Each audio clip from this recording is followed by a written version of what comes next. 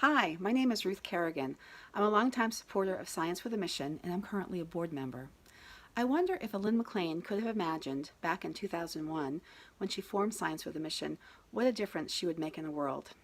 She had a passion for chemistry and a strong desire to help people. She put those two things together, and Science with a Mission was formed. Over the years, we've had a lot to celebrate. We are currently in over 70 countries, and recently, test number 400,000 went to the country of Niger, a country in West Africa. If you've ever wondered what Science with a Mission is all about and how those tests are actually made, come and take a look.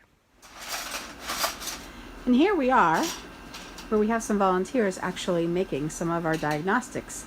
So can I ask you to say hello and introduce yourself? Hello, I'm Carol. And I'm Sandy. And how long have you folks been volunteering for Science with a Mission? I've been coming for years. I don't know exactly how long. Something over 10 years. Over 10 years, wow. Yes. And what type of tests are you working on today? We're doing HIV. HIV. And how often do you come to volunteer for Science with a Mission? We're here once a week. Once a week? Every Monday. Every Monday. For how many hours?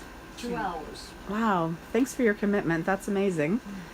And where will these HIV tests be headed? Do you know? Well, Lynn didn't tell us today. Where are these going, Lynn? Haiti, Ghana, and Cambodia. Wow. Haiti, Ghana, and Cambodia. Okay. Wow. Well, thanks so much for the work that you do. It's amazing. It's amazing to see that the work that happens here will save lives all over the world. Yes. Thanks. Okay, good morning. We're here on a bright Monday morning at Science with a Mission to learn a little bit more about what actually happens. And we have Lynn McLean, our president of Science with a Mission. The initial step for the manufacturing process actually takes place in New Jersey, and then it's the final assembly and packaging that takes place here in our assembly shed. The stuff that we buy are called uncut cards, and we have to keep them sealed away from high humidity so they arrive in packages like this.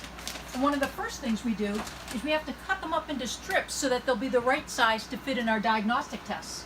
So we have a machine called a guillotine cutter, which cuts things up into the little strips that you saw that our volunteers using to put them in their cassette housings. Another thing that happens, since we have to worry about humidity, is once we have the tests assembled, we've got to make sure that we get them sealed up so then they can get to places in the world that have high humidity and they won't be disturbed by it. So our tests are placed inside a foil pouch that have a label letting them know exactly what the test is, when the expiration date is, things like that. We also have a desiccant pack inside to absorb any humidity that might be in there. And then we get to seal them with this lovely instrument called our heat sealer.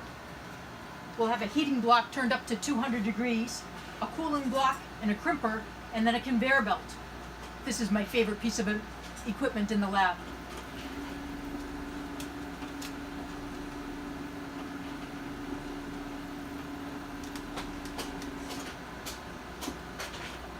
And there you go. We have a nice seal, and that means this can now go to places that have high humidity, and our test won't be affected by it. Thanks for joining us.